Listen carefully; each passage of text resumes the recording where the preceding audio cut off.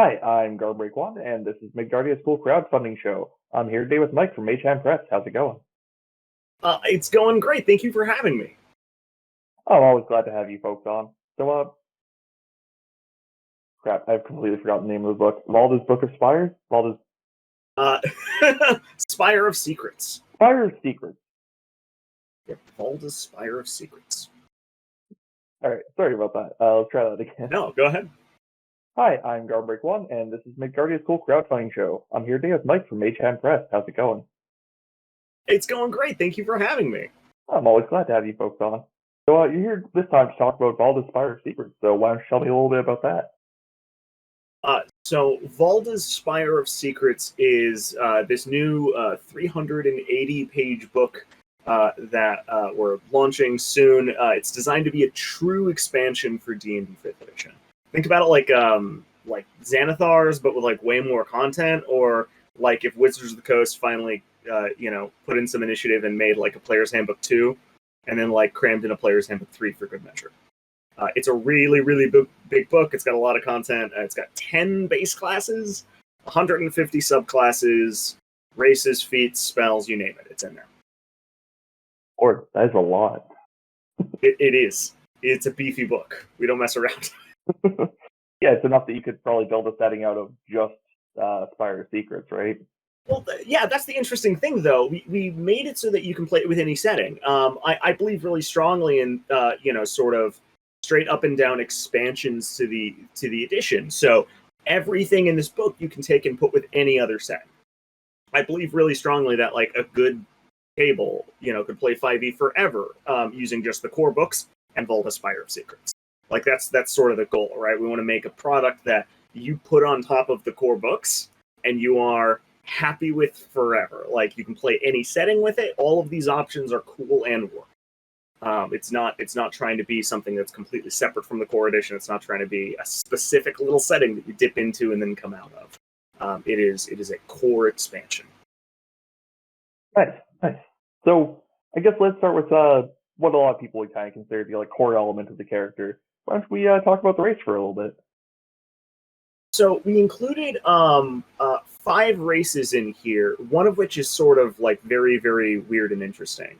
The first one everyone notices is a race called the Gepetin.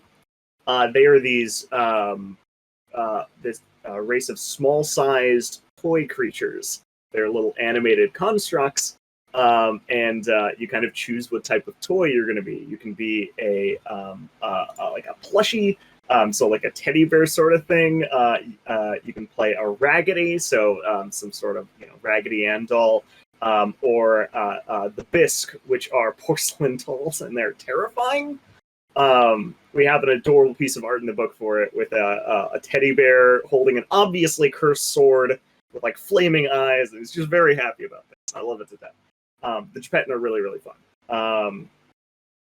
After that, we've got the Mandrake. The Mandrake are like these. I mean, everybody's seen Groot. Yeah.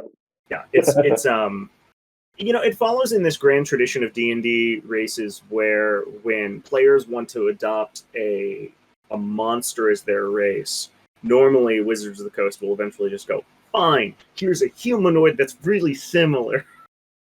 This is where you get the Goliaths. This is where you get Dragonborn. This is where you get what are the elementals races in this edition called? Oh no, I'm gonna blank on it. There's elemental humanoids in this edition as well. Is that the Ganassi or somebody else? Ganassi, I'm sorry, I misheard you. Yeah, the Ganassi, absolutely. So this kind of follows in that tradition, and it lets you play something that is like a treant, but you get to choose your sub race based on the season in which you were sprouted. And you get some nice little natural spell casting, which includes the ability to cast Shillelagh on your limbs and beat people down, which is super, super fun. Next up is the Mousefolk, which I included almost entirely because I loved the hell out of the video game Ghost of a Tale, which was this cute little indie game about a mouse running around a very Redwall-inspired world. I mean, Mousefolk are fantastic, and it's bizarre that they've never put them in a D&D setting before. So, yeah, we included a Mousefolk that has a Mouseling and a Rattling subrace.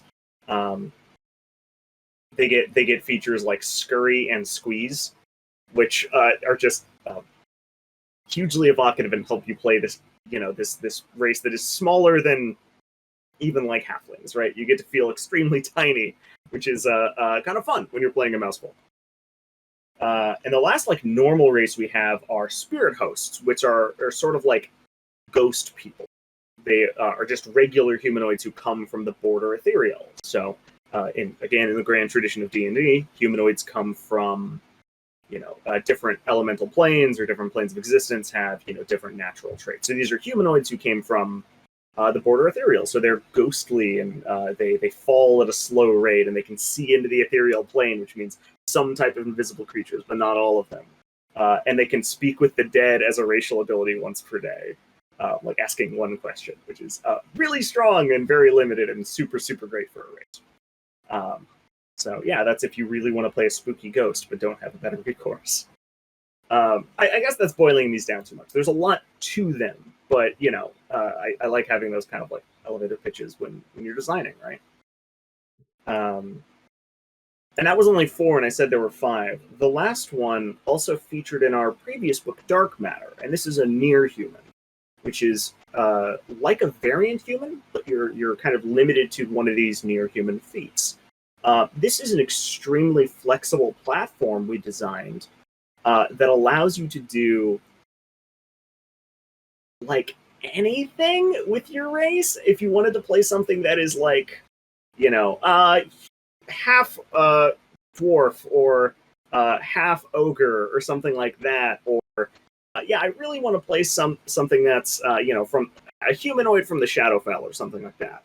You can build up all of these things by just creating one little feat and then throwing it on there, and now you've got a human subrace, which absolutely fits this sort of like sci-fi and fantasy aesthetic of humans that have stuff glued onto their foreheads or are painted a specific color. It's like, yeah, you're humans. Like, don't overthink it, right? You're not an entire, minotaur or something. You're just a little different.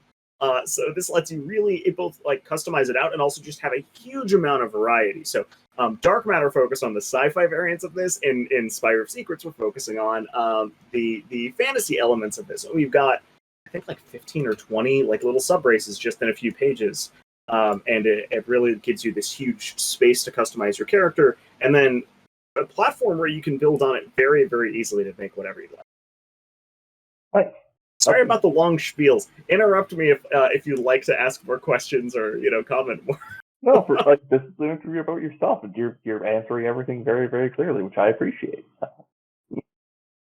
And I really like the sound of the near humans. They sound like a ton of fun to build out.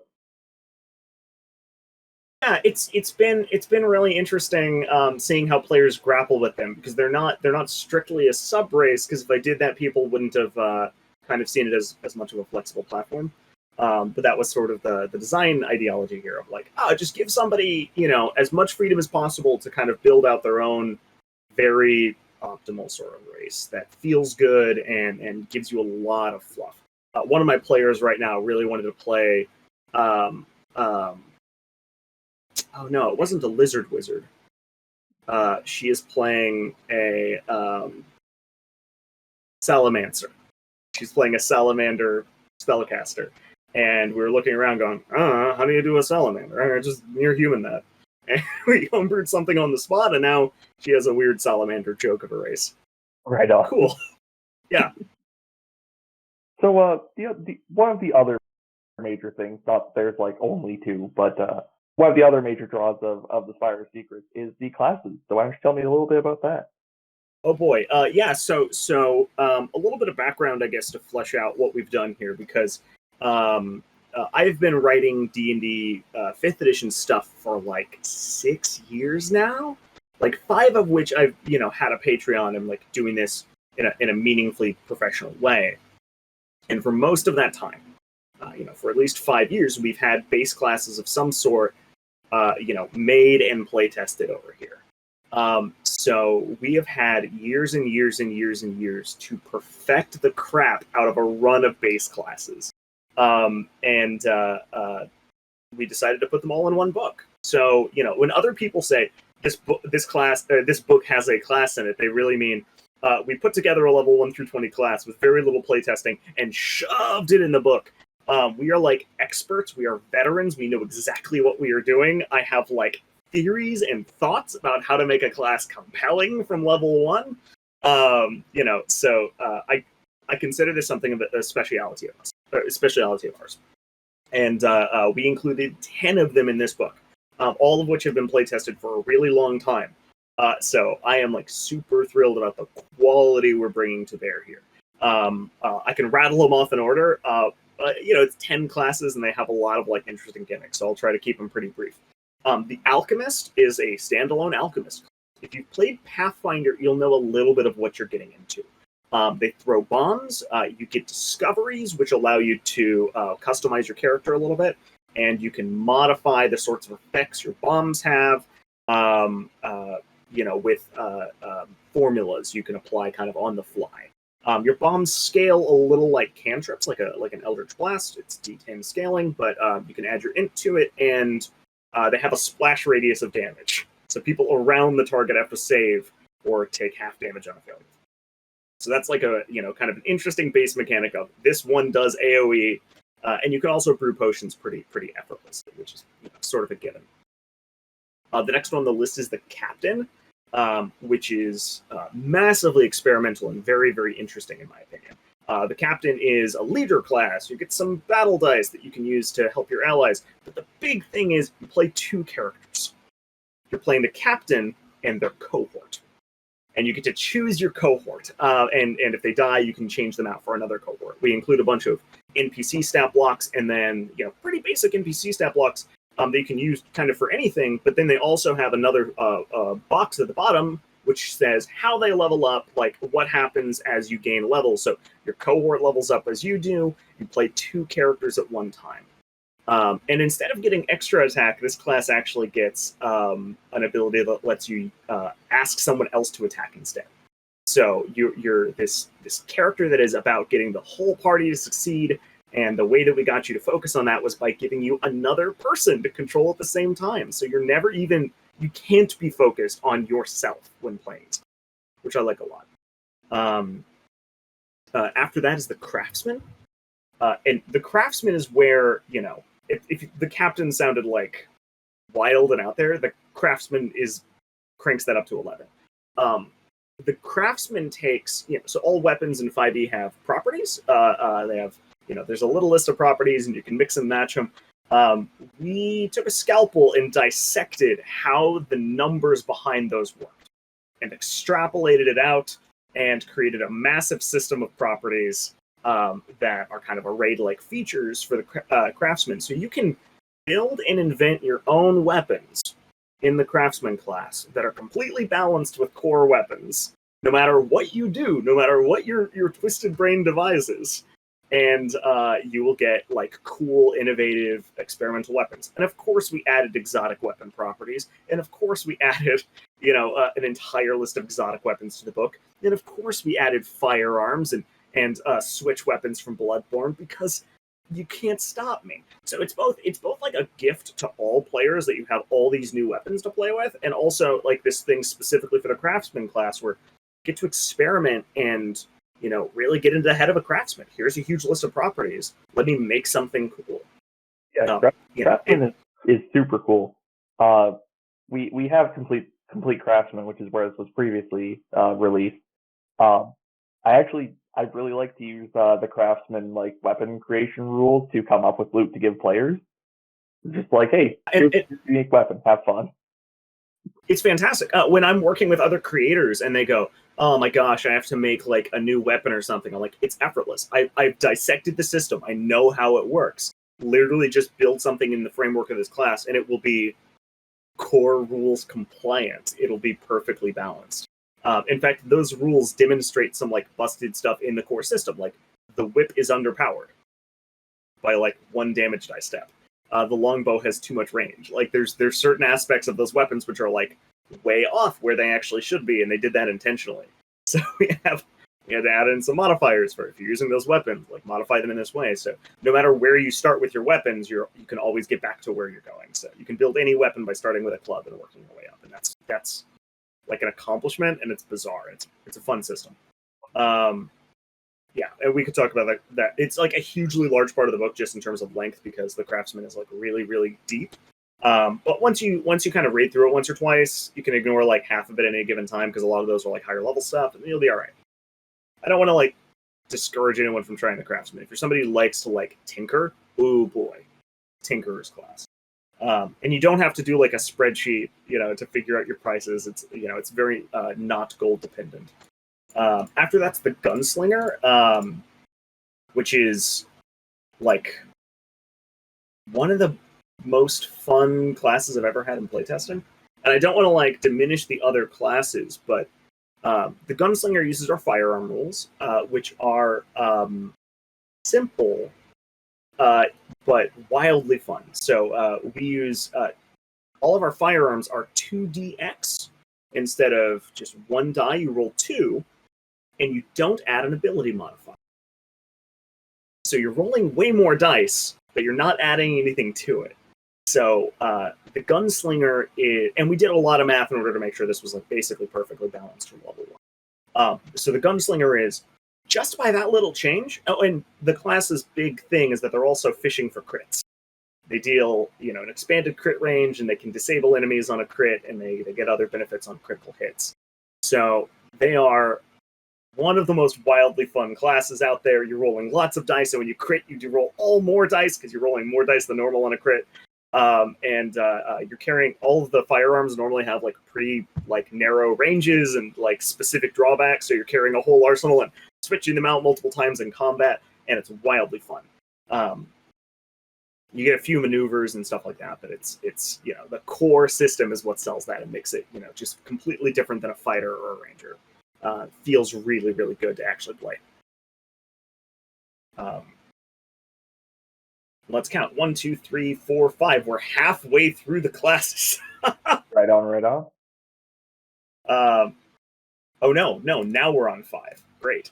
So the Investigator is inspired by Helsing and John Constantine and the Winchester brothers from Supernatural. You're playing like a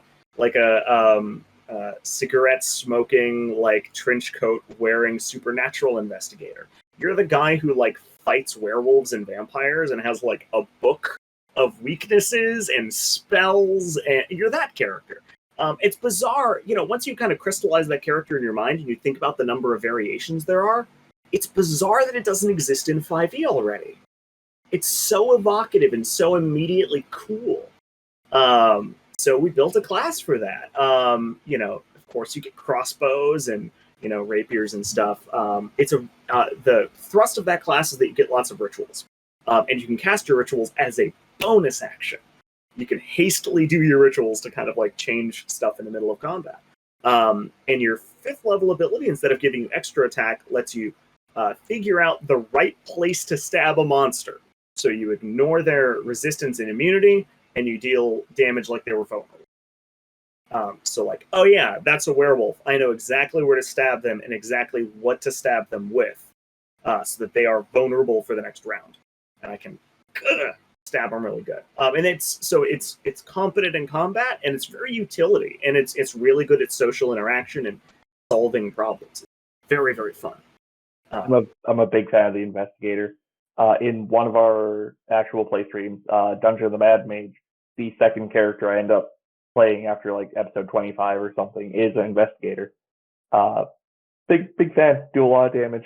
Just a stupid amount of damage. It's sort of an interesting class because I've constantly tinkered with the damage features to make sure that it's not too crazy, but it is competent in combat. It's a little, but in combat it can often feel like a rogue. Like you don't have any,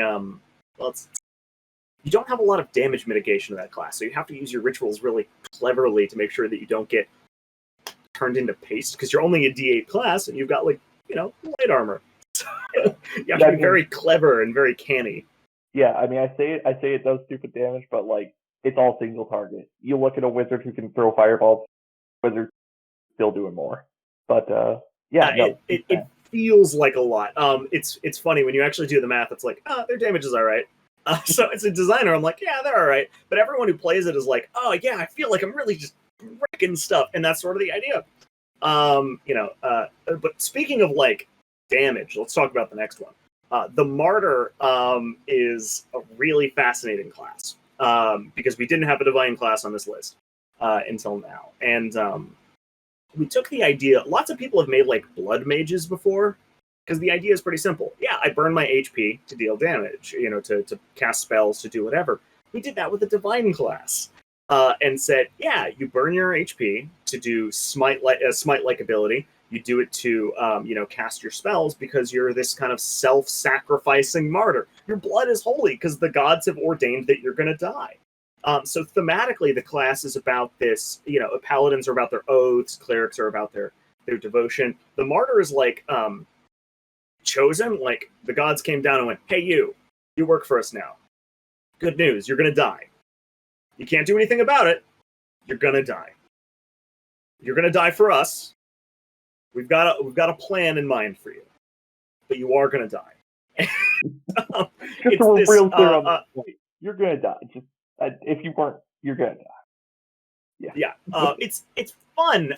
It's this fatalistic, it's this kind of fatalistic, nihilistic take on religiosity, and that fits not just like well within D&D, but as like a really interesting kind of personality kind of thing to imbue into your characters. And of course, you can kind of take that willingly, you can kind of fight against it, but you are a martyr. Your capstone is to literally die.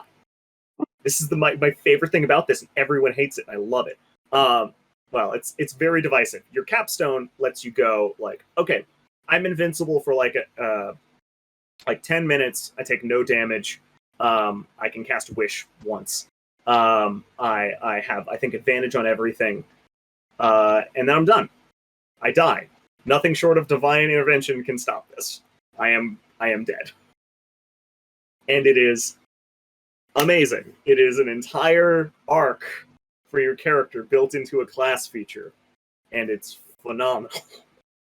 I like it so much. So yeah, it's a really cool little it's a class that is all about. It's a D12 class, and you get a little bit of self-healing, but you can't use your spells to heal you. So you're casting spells to burn your hit points down, you're smiting people to get your hit points down, you're going to take a round off and use that self-healing feature to heal yourself back up. It's extremely compelling to play because there's this yo-yo of your health. You go from being the tankiest person on Earth to being a glass cannon and then back to tanky. Very, very fun. But, there's a lot of, lore and stuff. I shouldn't even say lore. There's a lot of, theme in there that you can really sink your teeth into, because I think that's what makes it different than a traditional bloodcaster. Look at how edgy I am. It's got more substance in there. It's pretty good. And now I get to talk about the Necromancer. We made a Necromancer class. That's probably, if there's a DM in the audience, they probably just kind of squirmed uncomfortably in their seat, because they know that Necromancers in 5e mean broken action economy. They mean, even a core Necromancer in this edition, a wizard or cleric, they're broken. They're not good classes. That you can get basically an unlimited number of followers and break the action economy immediately. And there's maybe ways to balance that. So we created a Necromancer that is kind of balanced from turn one. You have a limited number of followers that are not so you get thralls, which are sort of a separate system from Anime Dead. And then we just kind of go you don't use Anime Dead like that. If you animate an undead, it counts toward your thrall limit. So we've sort of hard limited the number of thralls you get, which if somebody really wants to play tons and tons of minions, and I have 1 million zombies or something, we have a variant rule for that in there too. But by default, the class is balanced for play in a way that is fun. You get an interesting feature that lets you crit if somebody fails a saving throw of the 1, which just feels very Necromancer, and I love. Really good. And you get some super mean spells, and then your capstone, your 20th level feature, turns you into a lich. and your subclass determines what type of lich you turn into. So you get a bunch of lich features, then you get a bunch of like variant lich features. So if you turn into a pharaoh, if you took the pharaoh kind of path for your subclass, your 20th level turns you into a canopic lich. Instead of getting a phylactery, you put all of your organs in canopic jars, which are now a distributed phylactery, and someone has to destroy every one of them before you die. If you are a reanimator, like a science, like, hacking and slashing, stitching your minions together lich, you don't even really get a phylactery. You put your soul in that flesh golem over there, and he's gonna kick ass because nobody's gonna kill that. I put regeneration in him. It's fantastic. There's so much good, like you get to really like revel in being a bad guy in a way that doesn't make your DM cry, because it's balanced. Like for once, for the action economy. You get a lot of interesting choices with your minions, so you do get to feel like you're minion mancing, but it's not like, suddenly everybody's playing a tabletop war game with you, if that makes sense. Yeah. Yeah, oh boy, that was a hard one to balance, but I am so thrilled with the results. I think most people will be too. That's one that we haven't like shown off broadly outside of our Patreon. We haven't like done a free release like we normally do, but that one is, ooh, it's good. I can't wait for people to play it. Final 3. Okay. I've been talking about classes for a while. The Warden is a through and through tank class. That is their whole thing, top to bottom. They are crowd control, and they are tank. It's a D10 class. They get 3 core features which define how they operate. They get Warden's Grasp, which says, I'm not moving, and if you're within 5 feet of me, you're not moving either unless you disengage first. Like, you're not getting away from me. Warden's Mark, which says, hey, you in particular, if you're within 5 feet of me, you have disadvantage on anybody else. You're just going to hit me. And Warden's Resolve, which says, if I'm under half hit points, I just have resistance to bludgeoning, piercing, slashing. So, like, when you hit me, I'm going to be tanky. And that, like, it's a 3-step combo, but it really focuses them into a role, and it gives you a lot of stuff you can do with your bonus action. That's maybe something I've glossed over in a lot of these classes, is that I've designed them so you almost always have something else you can do on your turn. My favorite thing they did in 5th edition was to make the rogue, a bonus action-based kind of class. You're always doing lots of stuff. Feels very engaging. Most of these classes have that sort of mechanic, and the Warden's a really good example. Always have something to do with your bonus action, whether it's marking a new target, grasping, or something offered by your subclass. So you've got those interesting choices every turn. In addition to, I walk up and I attack and I hope he hits me. That's actually the simplest one. Into the War Mage. The War Mage is like a favorite, and it's been a favorite for like 5 years. We have been writing and refining this class for a really long time. The War Mage uses cantrips like a fighter uses weapons. They are a cantrip caster, and they are themed on chess pieces. So you get to pick a lot of cantrips. You get a couple of features which make them stronger, and you get to pick your tricks, which increase the flexibility and the power of your cantrip. So there are some tricks like exploding cantrip, which allow you to use a fire one and causes that alchemist style splash damage around your fire damage. Add target you hit with that. Boom. Some of them cause your I think the cold one damages AC for a little bit, right? They all have very specific little bonuses, and then some of them are just focused on making this cantrip in particular really cool. My favorite one is the Mage Hand one, because it's my company name, so of course I put funny references in there. So the Mage Hand one lets you use your Mage Hand in cool ways. You can push with it. You can punch with it, and if somebody's like tiny size, you can just grab them out of the air with your Mage Hand, which is super fun. Super engaging. Lots of customization just in making yourself the best person to ever use cantrips, which makes it easy for people to get into. Lots of customization for people who have been here a long time, and you're like this glass cannon sort of class where you're just nuking people with cantrips, and the wizard gets jealous sometimes. So if I'm playing one of the mouse folk, can I throw myself with my own mage hand? Oh, that's a good question. I got to check the weight limits. Mousefolk are still small. Okay. At no point have they get features that make them feel even smaller. Tiny races in 5e are maybe not like well designed for it. Like 5e isn't really designed for tiny races, nor are they designed for large races. So every time Wizards of the Coast tries to make a race that's like, Goliath, they're medium, but they have imposing build or whatever it is. Yeah, and they love doing things where it's like, yeah, you're small, but you can squeeze better because you're even smaller, but we're not going to say tiny. We don't want to give you that ability. I figured I should check. Yeah, it's fair. Oh man, we do have a fighter subclass. I'm going to quickly divert, briefly from the base classes and talk about one of the subclasses. After the base classes section of this book, which I've been talking for a while, you can imagine long. We get into subclasses, and we have 6 subclasses for every class in core. So those other 12 classes, fighter, wizard, rogue, barbarian, each of them have subclasses. One of the fighter ones actually makes you great at mage hand as well, called the Mage Hand Magus. So you get 2 mage hands, and they can hold weapons and attack at range. So up to 30 feet. So you just have your mage hands holding your swords and floating around in front of you. And eventually you get, the Big B's hand sort of spell that you can use to mess with people as well.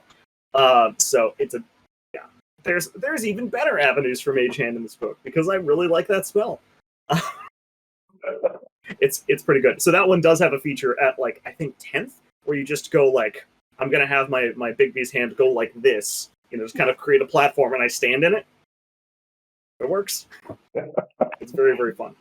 You call that a martial art? Yeah. It's fantastically fun. Yeah, so the War Mage is an all-time favorite. Your subclasses are the pawns and the knights and the bishops and the kings. Extremely, extremely good. And in this book, we even had time to fit in a couple of the gambling-based ones. There's a House of Cards and there's a House of Dice. Nice. Because of course. Last base class is the Witch. Maybe the favorite of the entire run-up. The Witch is a debuffer, as you can kind of imagine. And they get a lot of stuff. The gimmick for their story is that you have your witch's magic not because you made a pact or learned a lot of magic. You were cursed. And that curse is so deep in you that it gives you excess hateful magic. It's still coming out of you, and you learn how to turn it into. You can cast hexes and spells. So someone put a big magic curse on you. And at first level, you get to pick what type of curse you had, and it's always a positive benefit because you spit it out. So you could have been made hideous, or burned, or drowned, or you hear whispers, and it's a really evocative first level feature. You just pick it off that list, and it's oh, all right, cool. I'm the one that's sort of insane, right? And it really helps you build this super engaging character from level 1. Of course, you get a familiar which can attack as a bonus action and just kick butt, and you can make that familiar stronger as you gain levels. You get an array of hexes, which are these cantrip-like debuff abilities, which normally only last 1 round. So you take your action and you hex somebody, and it's sort of a mild debuff that lasts 1 round. And you're kind of okay, whatever. And you get the ability Cackle, which lets you use your bonus action to extend it by 1 round by cackling. And it's one of my favorite mechanics, because at the beginning of combat, you hex somebody, and then every turn from there on out, you go, I cackle. And it's great. You just you end your turn by saying, DM, I cackle. Dream. It's simple stuff like that. You wouldn't think that's not a big mechanic. We've talked about big mechanics. But that's a quality mechanic, Makes you really, really get into that character. Just every turn, I cackle. So yeah, it's a debuff class through and through. You get grand hexes later on, which lets you do exceptionally witchy things, like have a hut with chicken legs, or have a cauldron to brew potions. You get these kind of really big features starting at 11th level, which gets you like really into that like additional witchy stuff that the class chassis just wouldn't have been able to fit otherwise. Phenomenal class.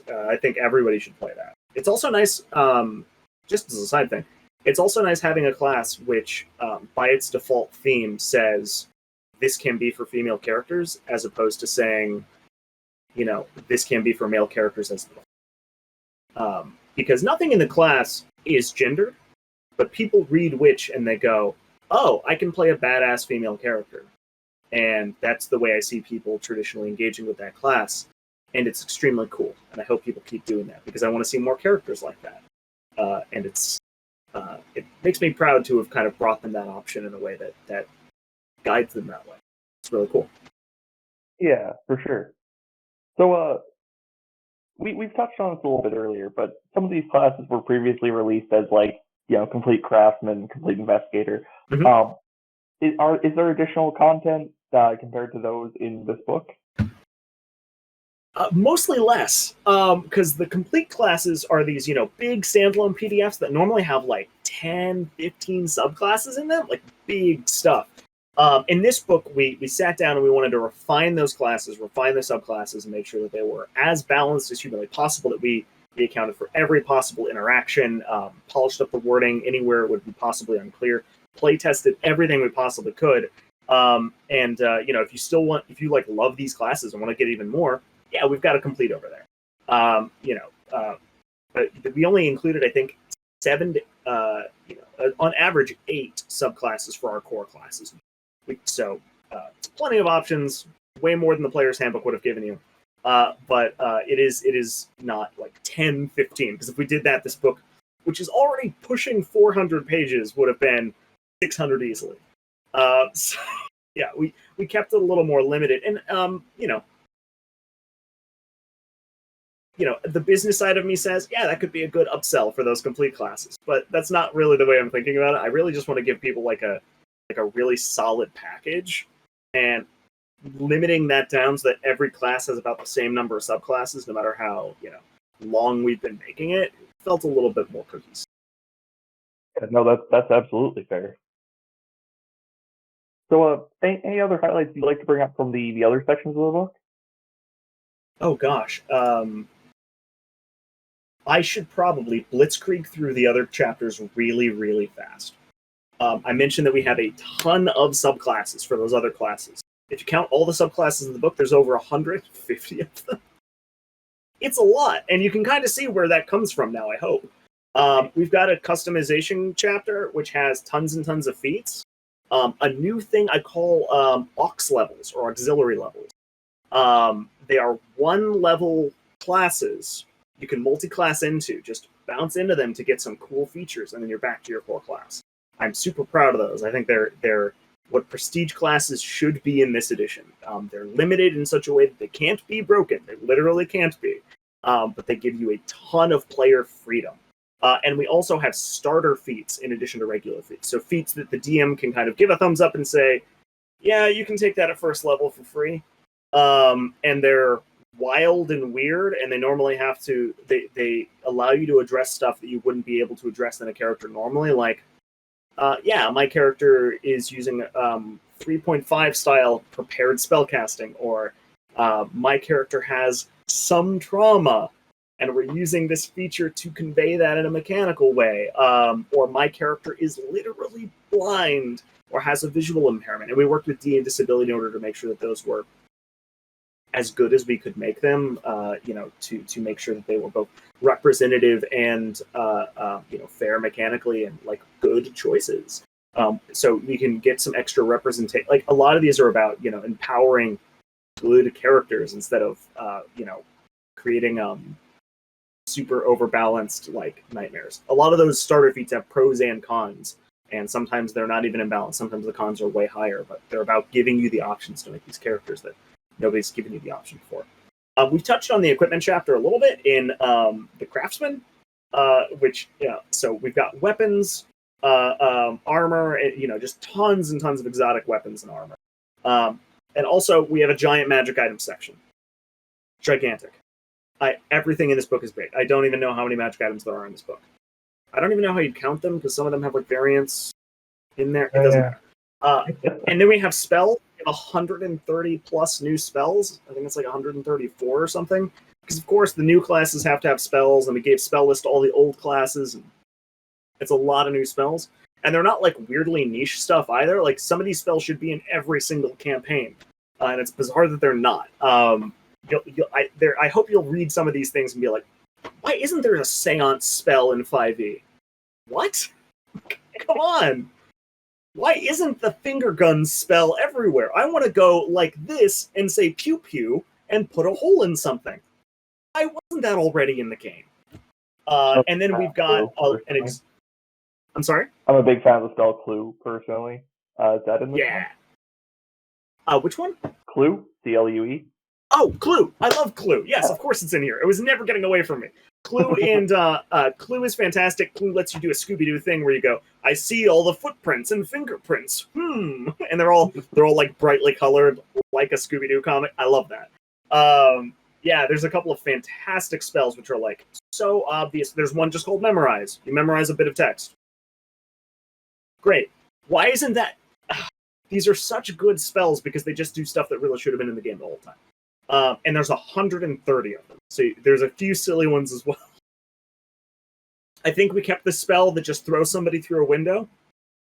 And if there isn't a window, it summons a window to throw them through the window. It's great. And the end of the book finally gets us to the appendices, which, only 4 or 5 appendices, we've got a whole set of variant rules that we think are appropriate for every game, including, stuff that uses Spire secrets, so that they are written down in a way that players don't have to kind of guess whether or not they're cool and balanced. They're in the book so they can say, hey, DM, can I use this one? Or the DM can say, oh, I can't believe I never thought of that. We're using this one. So we've got pages of those. We've got tons of new familiars that have adorable art. They're fantastic, and the witch uses those primarily, but anyone can get their hands on those familiars. We have a graft system, so you can cut off your arm and replace it with something from, like, I don't know, a giant. Now you have a big arm. Cool. You can do that now. A couple of subclasses use that, and we have a whole system for it, so anybody can go crazy with science. One of our stretch goals involves Siege Ball, which is a sport you play in D&D where you hit a ball into a tower, and it just uses 5e mechanics, and it's wonderful and like extraordinarily fun. And then we have a custom character sheet at the back. It's a very big book, and I realize we've been talking a long time about this. So sorry if this is. It's a lot of content, a lot of books. Yeah. Yeah. I'm very much looking forward to this. Kickstarter starts in September, I believe. Sorry, I said it is starting on August 31st. If you get in on September 1st, I won't complain. All right, and there should be a link to that just below this video, so go click that. And if it's August 31st or later, you should back it. I hope so. Oh, it's been a pleasure talking to you about a lot of mechanics and a lot of very cool, evocative stuff. Thank you for having me, and thank you for letting me ramble so much, because boy, can I talk a lot about this book. Well, thanks very much for coming on, and I believe that's it. Have a good night, everybody.